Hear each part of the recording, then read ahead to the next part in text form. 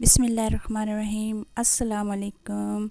कैसे हैं आप सब लोग? उम्मीद करती हूँ आप सब खैरियत से होंगे। आज जो मेरी रेसिपी है वो है पेशावरी नमकीन गोश्त, जो मैं बनाऊंगी। बहुत ही मज़ेदार और आसानी से बनने वाली रेसिपी है। जब जब कभी बकरा ईद आती है तो हम सबको बहुत सारी गोश्त की डिशेज बनानी होती हैं, और इसीलिए हम सोचते हैं कि ऐसी रेसिपी बनाएं जो सबको पसंद आ जाए। तो इंशाल्लाह ये भी रेसिपी ऐसी है कि सबको पसंद आ जाएगी।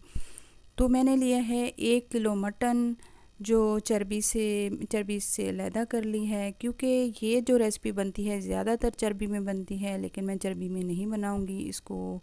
ऑयल में और देसी घी में बनाऊंगी। आप चाहे तो देसी घी में बना लें सारे, लेकिन मैं थोड़ा सा ऑयल और देसी घी डालूंगी। तो ये मटन मैंने धो के अच्छी तरह इसको खुश्क कर लिया है। बहुत साफ़ सुथरा मटन लिया है। इसमें आप हड्डी भी यूज़ कर सकते हैं और बोनलेस भी यूज़ कर सकते हैं। तो ये जो हमारी चीज़ें जाएंगी, लहसुन अदरक है जो गोश्त में जाएगा उसके पकने में, उसका जायके के लिए। और ये प्याज मैंने 3 अदद ले लिए हैं, छील के इनको साफ़ सुथरे कर लिया है। एक लीमू काट लिया है, अदरक जो ऊपर डालने के लिए, और हरी मिर्चें 5-6, और दही लिया है मैंने 1 कप। तो प्रेशर कुकर में मैं गोश्त धो के अच्छी तरह डाल दूँगी, और इसमें जो चीज़ें जाएंगी वो है कोई इसमें हल्दी वगैरह या लाल मिर्च वगैरह नहीं जाएगी। ये 4-5-6 कलियां लहसुन की और थोड़ा सा अदरक का मैंने पीस डाल दिया है, और नमक डालूँगी इसमें हस्बे ज़ायका, क्योंकि गोश्त के लिए इतना नमक डालना है कि गोश्त में पूरा हो जाए। बाकी जब मसाले वगैरह तैयार करेंगे तो उसमें जाएगा। अब मैं 1.5 गिलास इसमें पानी का डाल के इसको बंद कर दूँगी तकरीबन 10-15 मिनट के लिए। और दूसरी तरफ मैंने एक पैन में पानी लिया है, उसमें प्याज डालकर बॉईल कर लूँगी। ये देखिए, इस तरह पानी जो प्याज पक रहे हैं, प्याज की जो स्मेल है वो पानी में निकल जाती है और हमारे प्याज गल जाते हैं। तो मैं इसको फिर ग्राइंड कर लूँगी। जग में जूसर में मैंने डाल दिया है, और 4-5 हरी मिर्चें तीखी वाली वो डाल दूँगी, और जो अदरक था गोश्त में वो मैं इसमें डाल के अच्छी तरह ग्राइंड कर लूँगी। दूसरी तरफ मैंने कढ़ाई ली है, उसमें मैंने डाला है ऑयल, तकरीबन पौना कप, और मैं वो डाल दूँगी जो मैंने ग्राइंड किया था प्याज़ों को। तो उसको मैं अच्छी तरह भून लूँगी। ये देखें, अब इसमें मैं डालूँगी जो हमारा बॉईल किया हुआ है गोश्त। फिर गोश्त को अच्छी तरह हम इसमें भून लेंगे। गोश्त अच्छी तरह हमारा गल गया है, और इसको अच्छी तरह ही गलाना है, खड़ा खड़ा नहीं रखना। बॉईल कर लिए है बहुत ज़बरदस्त, जो तरीके से बॉईल हो गया है। तकरीबन इसको लगे हैं 12 मिनट प्रेशर कुकर में। मैंने अच्छी तरह इसको गला लिया है, और हमारा गोश्त बनके रेडी हो गया है। तो ऐसी रेसिपी जो बहुत लाइट सी होती है, इंशाल्लाह सबको, बड़ों बच्चों को, सबको पसंद आती है। तो आप भी ज़रूर ट्राई कीजिएगा इस रेसिपी को। अब उस प्याज में, जो प्याज हमने थोड़ी देर 2-3 मिनट के लिए भुने थे, अब मैं इसको गोश्त उसमें डाल के अच्छी तरह भून लूँगी।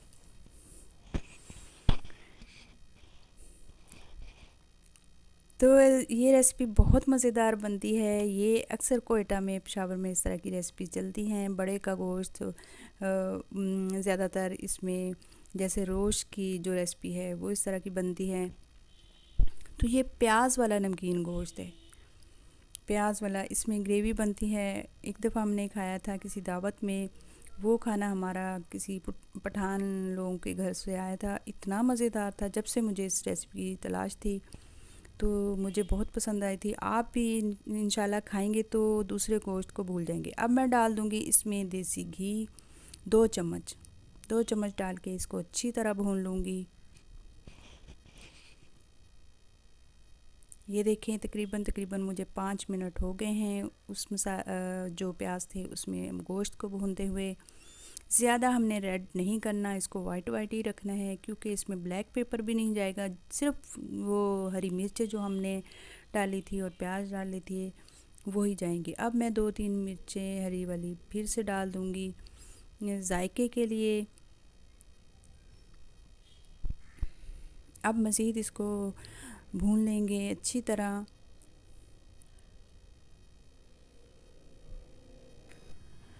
तो जी गोश्त हमारा बहुत अच्छे सा भुन गया है और अब जो यखनी थी गोश्त की वो हम इसमें डाल देंगे। जो गोश्त हमने निकाल के पहले भून लिया था यखनी डाल के, अब मैं जो दही था मैंने रखा वो 1 कप जो वो मैं डाल दूँगी इसमें और अच्छी तरह इसको हिला लूँगी ताकि अच्छी तरह हल हो जाए। अब इसको पकने के लिए रख दूँगी तकरीबन 5 मिनट के लिए। और देखा कि इसमें थोड़ा सा नमक कम है तो उसमें नमक डाल के इसको पूरा कर लूँगी। और इसमें कुछ भी नहीं जाएगा, बस ये चीज़ें हमारी पूरी हो गई जो इसमें डलने वाली थी। अब जो ऊपर गार्निश के लिए होगा वही इसमें चीज़ें जाएंगी। अब मैं इसको ढक के रखूँगी ताकि ये 5 मिनट के लिए अच्छी तरह ये पक जाए और ऑयल हमारा ऊपर आ जाए। ये देखें 5-6 मिनट हो गए हैं तकरीबन इसको पकते हुए। हल्की आंच मैंने कर दी थी और ये देखें तो अल्हम्दुलिल्लाह हमारी जो सालन बना है बहुत ही दिखने में मज़ेदार लग रहा है। अब मैं इसमें आधा लीमू निचोड़ दूँगी। आपकी मर्ज़ी है, अगर लीमू नहीं डालना तो ना डालें, लेकिन अच्छा लगता है इसमें लेमन। अब मैं वो जो लीमू बारीक बारीक काटे काट के रख दिए थे वो इसमें डाल दूँगी और थोड़ा सा ऊपर खूबसूरती के लिए जो धनिया और पुदीने की पत्तियाँ और ये अदरक की काशे काट के रखी हुई थी ये मैं डाल दूँगी। तो रेसिपी बनके हमारी तैयार हो गई है, बहुत ही मज़ेदार थी। आप भी इस तरह की रेसिपी ज़रूर ट्राई कीजिएगा, बहुत अच्छी बनती है।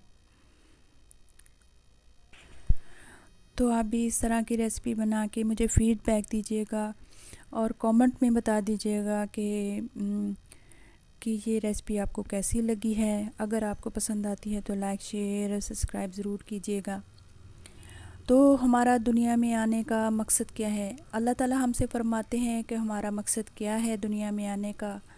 तुम सब मेरी इबादत के लिए पैदा किए गए हो। अब इबादत कैसे करें कि सारा दिन जाए नमाज़ लेकर बैठे रहें। आपको पता है जब हम घरों में काम काज के लिए बाहर निकलते हैं या घर में काम काज करते हैं तो वो भी इबादत बन जाता है। अपनी नियतों को साफ़ कर लें। हम बच्चों के लिए जब खाना पकाते हैं तो वो भी इबादत बन जाता है। जब हम मुस्कुरा कर किसी को देख लेते हैं तो वो भी इबादत बन जाता है। और माँ बाप की तरफ तो वैसे भी अगर मोहब्बत की निगाह से देखा जाए तो एक मकबूल हज और उम्रे का सवाब मिलता है। जब हम किसी की इयादत के लिए जाते हैं तो वो भी हमारी इबादत बन जाती है। आपको पता है सुबह से रात तक हम इबादत की हालत में ही होते हैं। सुन्नत के मुताबिक अगर हम अपनी ज़िंदगियों को कर लें तो हमारी सारी दिन रात की जो ज़िंदगी है, सोना जागना उठना बैठना खाना पीना, ये सारी इबादत बन जाए। असल जो दौलत है वो हदायत की दौलत है। अल्लाह सुबहाना जिसको हदायत की दौलत दे देता है ना, उसके दिल में चैन डाल देता है। तो उनको कोई चीज़ बुरी नहीं लगती, किसी की बातें बुरी नहीं लगती, किसी का कोई अमल कोई भी बुरा नहीं लगता, क्योंकि अल्लाह रब्बुल इज़्ज़त उससे मोहब्बत फरमाते हैं। और अल्लाह पाक अपने बंदे से बहुत मोहब्बत फरमाता है, क्योंकि एक माँ अपने बच्चे से कितनी मोहब्बत करती है और वो रब है जो अपने बंदे से 70 माँओं से भी ज़्यादा मोहब्बत करता है। तो अपनी ज़िंदगियों को सुन्नत के मुताबिक अल्लाह के हुक्मों के मुताबिक कर लें तो कितना मज़ा आ जाए, दुनिया भी बन जाए और आखिरत भी बन जाए। तो अपनी दुआओं में याद रखिएगा। अगर मेरी वीडियो आपको पसंद आती है तो लाइक शेयर और सब्सक्राइब ज़रूर कीजिएगा। अल्लाह हाफ़िज़। अपनी दुआओं में याद रखिएगा, मैं भी आपको दुआओं में याद रखूँगी। फ़ी अमान अल्लाह।